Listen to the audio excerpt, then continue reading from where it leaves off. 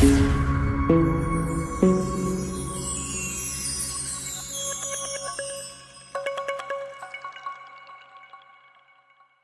swala la sheria ya ndoa, ndoa ni muunganiko wa watu wawili, mwanamume na mwanamke, muunganiko ambao ni swala la hiari. Wao wenyewe wanakubaliana, afu kinachofuata sasa ni taratibu mbalimbali za kuhalalisha ule muungano wao. Kwa hiyo ni jambo la hiari, ni swala la kihiari. Sawa sawa. Katika Jamhuri ya Muungano wa Tanzania iko sheria moja tu ya ndoa ambayo ilipitishwa mwaka 1971 ambayo ni mojawapo ya sheria za ndoa mahiri na makini sana katika especially hapa Afrika kwa kweli. Na muunganiko kama hivyo ndivyo muunganiko wa watu wawili hawa, kwa hiyo tunasema ni ndoa ya mke mmoja, lakini pia kuna pengine ambapo mtu anaweza kuwa na wake wengi. Kwa hiyo hizo ni aina za ndoa katika Jamhuri ya Muungano wa Tanzania. Sana. Nashukuru sana kwa swali lako ndugu mtangazaji.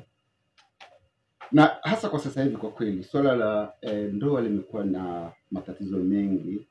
Hata mahakamani watu wa rate ya kuachana inaongezeka, ni kutokana na watu kutokujua kimsingi maana ya ndoa na taratibu zake na mambo yanayofanana na hayo. Lakini kwa kifupi kama ambavyo nimesema tangu awali, ni kwamba ndoa ni swala la hiari. Mwanamke na mwanamume wanakutana, wanajenga upendo wao, hatimaye wanaamua sasa kuoana kwa hiari. Na wanaweza wakahitimisha jambo hilo wapi? Kwanza wanaweza kuhitimisha jambo hilo pale wanaposali.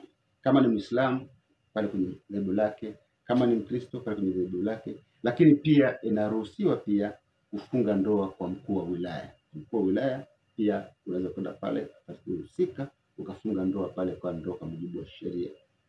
Lakini kingine pia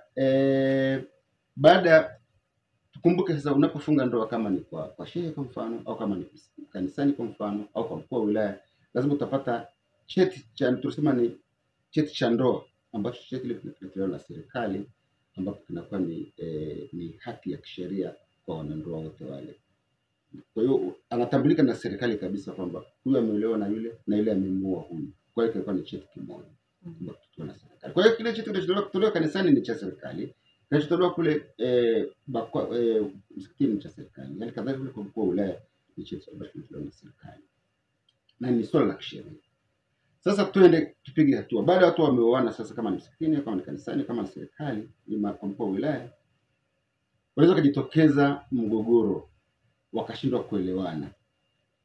Mgogoro huu au kutokuelewana huku waende wapi ili wasuluhishwe ili ndoa yao irudi kama inavyotakiwa? Kwanza, kwa sababu ni jambo la hiari, lakini tukumbuke pia ni jambo la kudumu.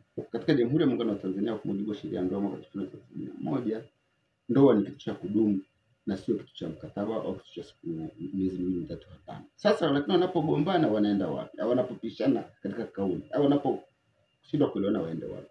Kwanza kunakuwa na wale washahidi. Wakati wanapofunga ndoa kunakuwa na washahidi.